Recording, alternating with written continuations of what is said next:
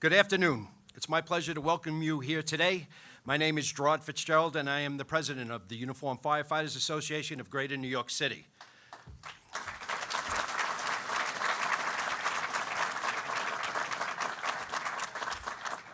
I have some acknowledgments to make. First, I'd like to welcome Senator Marty Golden,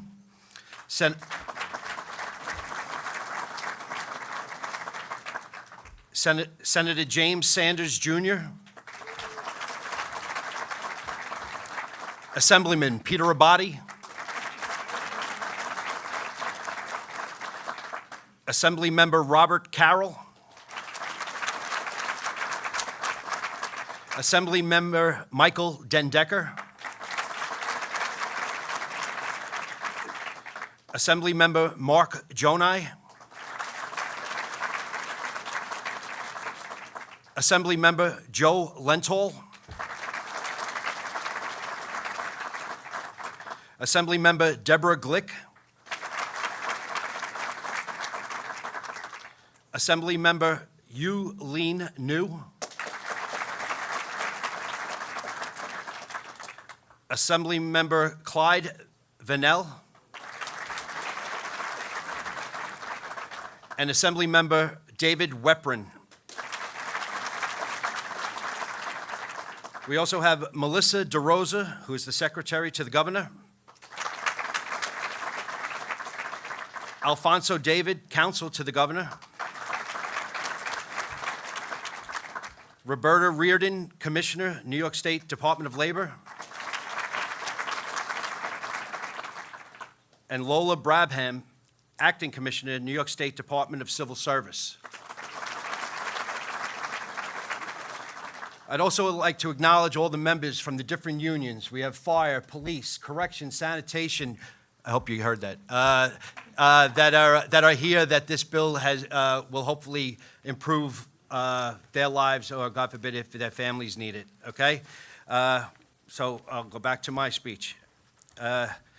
We welcome an old friend of organized labor in New York here, and all uniformed service workers, Governor Andrew Cuomo. Since day one, the governor has been a champion for the men and women who have dedicated their lives to keeping New Yorkers safe. And he doesn't just talk about it, he gets it done. That's why we're here today. So thank you very much, Governor.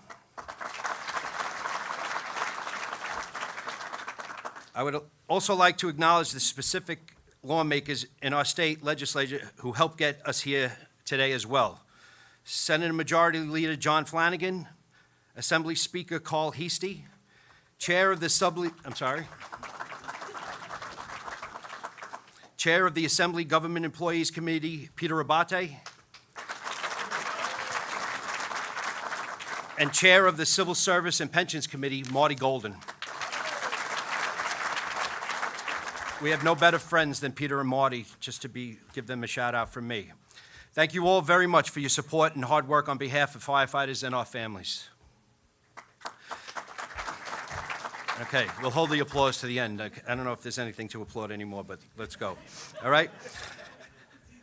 This law corrects a near decade-old mistake and provides safeguards and stability for our members and their families. New York City firefighters have earned the title of bravest for a reason. Time after time through the years, we've answered this call for citizens when they are in distress. And tragically, through those years, many of our members have given their lives in these efforts. Many others have sustained career-ending injuries on the job and been left with ailments that stay with them for the rest of their lives. This law ensures that our members can go to work every single day on behalf of families, friends, and neighbors without having to worry about whether or not their own families will be provided for adequately in the event they are injured on the job. Being a firefighter is incredibly dangerous work, but thanks to this law and to the safeguards it has put in place, all members can rest a little easier knowing that in the event of a tragedy on the job, they and their families will be taken care of adequately. So thank you again, Governor, and the members of the legislature for what you've done for us. Thank you. So now please join me in welcoming another fighter for hardworking New Yorkers, Police Benevolent Association President Patrick Lynch.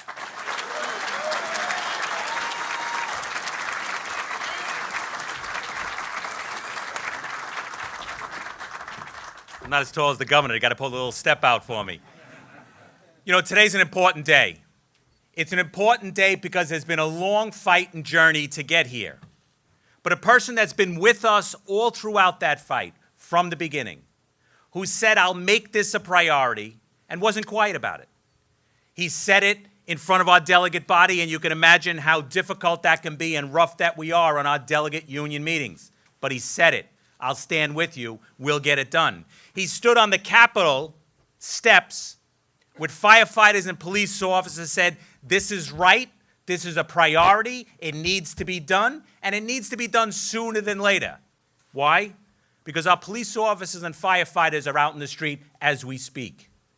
While our members were standing holding a sign saying this needs to be done, they were on the streets putting themselves at risk. The governor also understood, along with our colleagues in the Senate and the Assembly, Peter and Marty Golden, who were willing to stand up and say it's not right that two police officers riding in a radio car, responding to the same job. One may have gray hair, one may be thin, and their hair all one color, but they're going into the same job, the same danger. It's not fair. Let's treat them right. And more importantly, this is a just cause. So the governor said, let me be the catalyst to bring everyone together. And he did. He brought all of us in the Senate and all of us in the Assembly together. He brought all the unions together, say, where are the problems? Where can we fix them? How can we get it done so it universally solves problems for all of our members? Now, any of us that are in this type of business know how difficult that can be, but it got done. We had real discussions. We had real arguments. We had real yelling matches, but we got it done. We started on the steps of the Capitol. We started on the steps of City Hall. But we ended here today, where we're going to sit at this table. The governor's going to sign the law that so many folks worked on so hard. So many of our members put themselves at risk, whether it's pushing that red rig around the block or it's that white and blue radio car sitting on your corner. He said, let's bring them together. We'll bring our electeds, we'll bring our government, we'll bring the members that are out there protecting it all, and we'll come to this day. So I'm pleased and honored to be asked to come up here and speak. I'm honored that we're able to represent so many great folks that are out in our neighborhoods each and every day.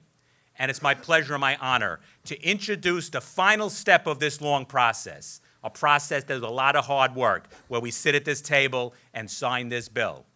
It's my honor, it's my pleasure to introduce a fellow Queens New Yorker, the governor of the state of New York, Governor Cuomo.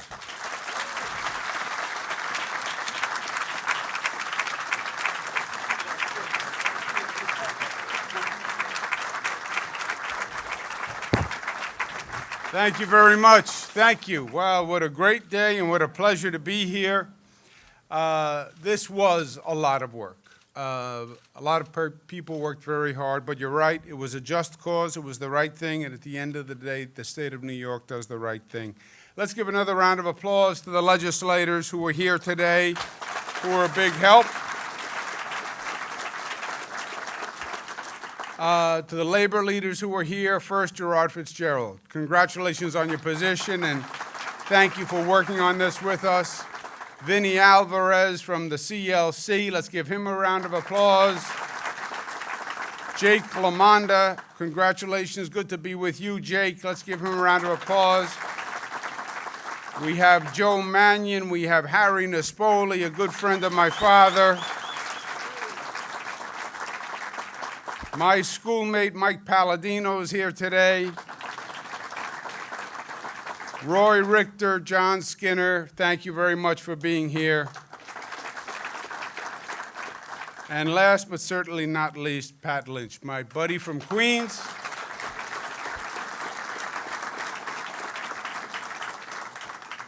Now, Pat says we were both from Queens, which is true. But you know, Queens, there are different parts of Queens. Pat was from northern Queens. He was from Bayside, Queens. Bayside because they had a bay in Bayside by the water. I was from Hollis, Queens. They called my neighborhood Puddle Side, is what they called it. That's all we had was a puddle side. But I'll tell you this, Pat Lynch is the real deal. When he says he's with you, he's with you. When you're in the trenches with him, he's in the trenches with you. You can trust him with your back. This doesn't happen without Pat Lynch. Let's give him a round of applause.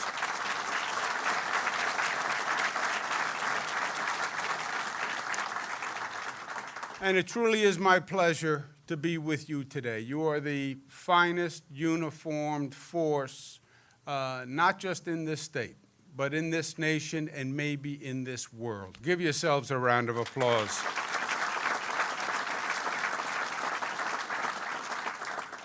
And we're here to celebrate the extraordinary service that you do, and I say extraordinary because it is truly extraordinary.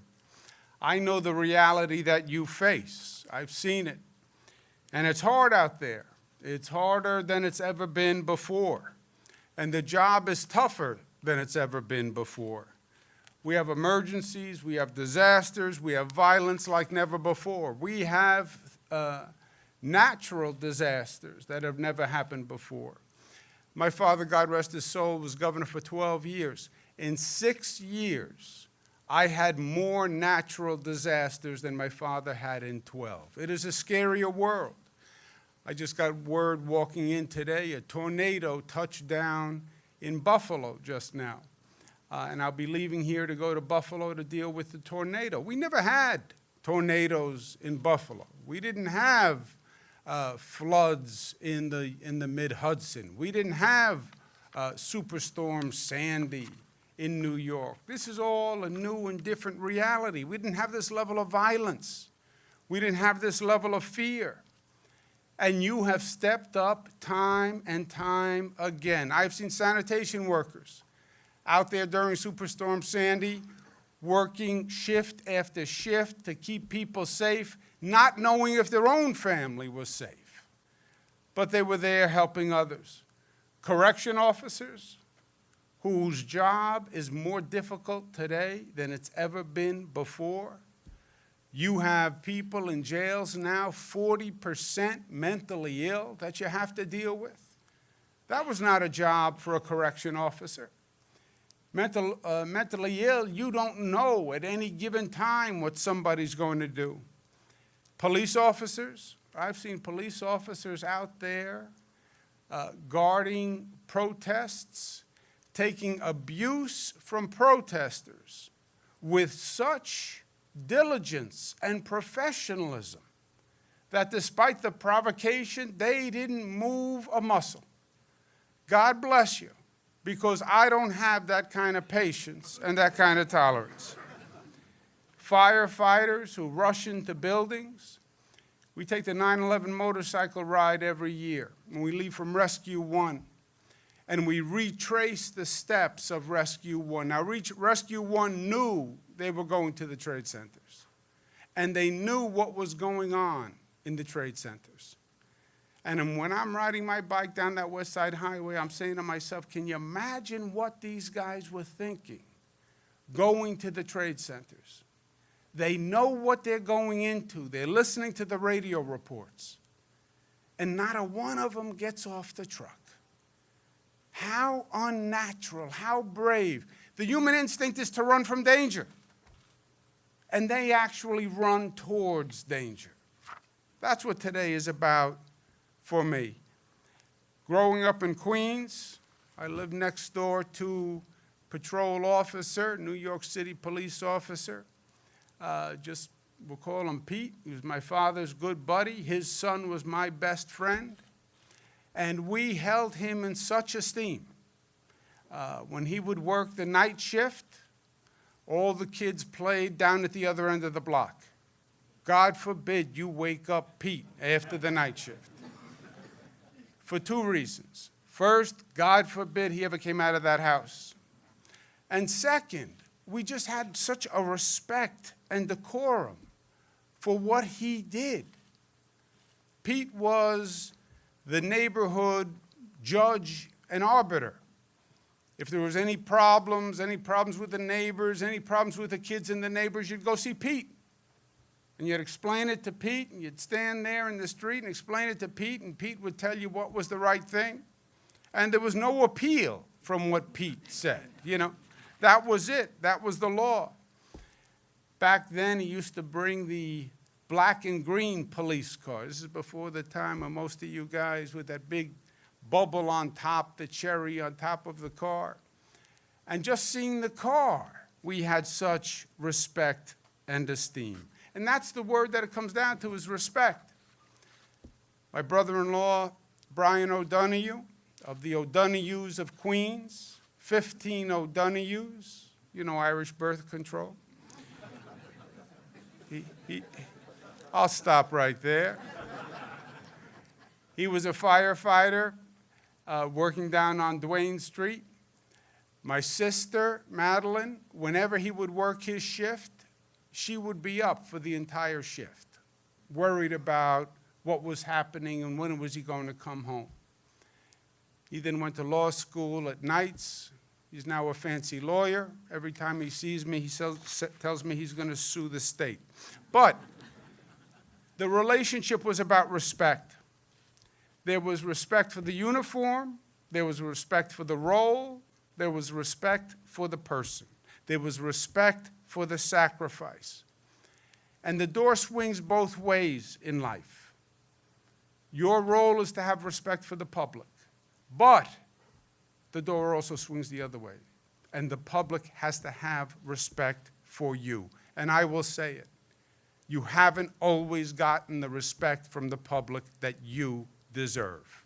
And you get it from us.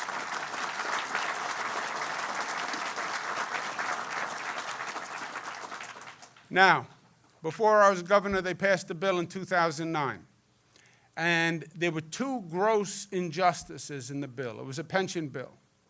And the first injustice said that new hires would only get a 50% disability. So the rookies coming on the job would get a 50% disability. 50% disability. After they did the deductions, it was about $27 a day. How can a family live on $27 a day? And it was only for New York City officers. Everywhere outside of the state, they still got 75%. How do you justify paying the rookies in New York City 50% and the officers outside of New York City 75%? Is the job more difficult? Is it more dangerous? Of course not. Is it cheaper to live outside of New York City? Of course not. There was no fairness. It was a pure injustice. It was wrong. And we said we were going to right it, and we did right that wrong last year. The second injustice was that you got 75% disability until you did 20 years. And then after 20 years, the disability dropped to 50%. On what theory? The more you work, the less you get? You do 20 years, and instead of retiring, you say, I'm going to stay on the job, I believe in the job, I have my seniority, I have my expertise, I want to continue to work, and they reduce the disability. It made absolutely no sense. Now, where Patty and I come from in Queens, the best expression was do the right thing. Do the right thing. What is the right thing? You don't read it in a book. They don't teach it to you in school. But you know the right thing. You live the right thing. The culture reinforces the right thing. You feel the right thing in your gut. And the right thing is that you put your life on the line every day, and we must have your back, period. That is the right thing.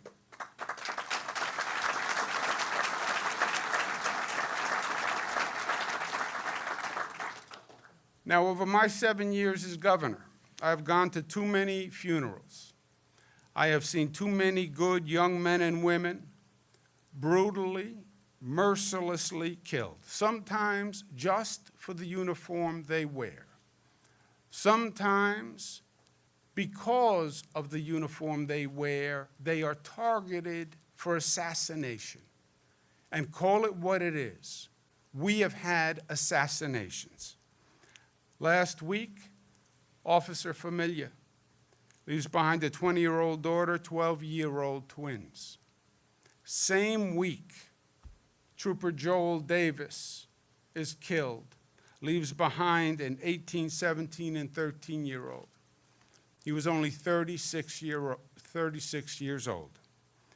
And I meet the families, and the families who are still in a state of shock, they look into my eyes, Governor of New York, and they're looking for some kind of reassurance.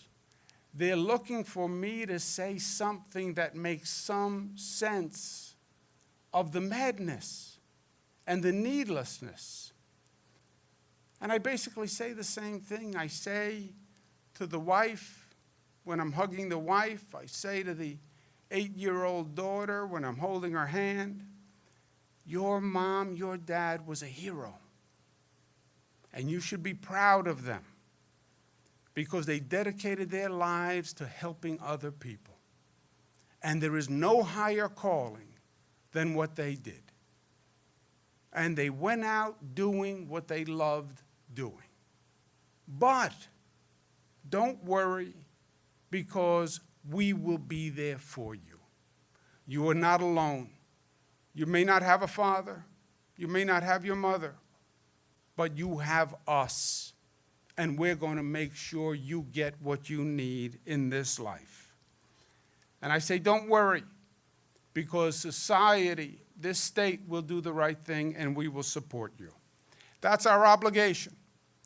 It is the least that we can do for those who made the ultimate sacrifice, that we will take care of their family when they are gone.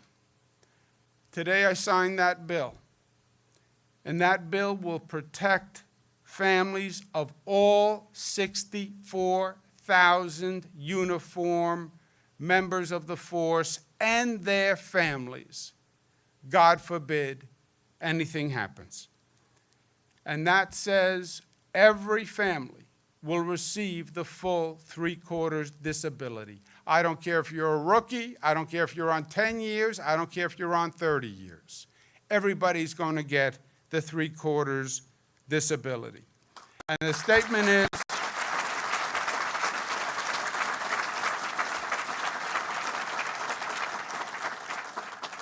you were there for us, and we are going to be there for you, and we are going to be there for your families, period. That, my friends, is how I spell respect. Let's sign the bill. Congratulations.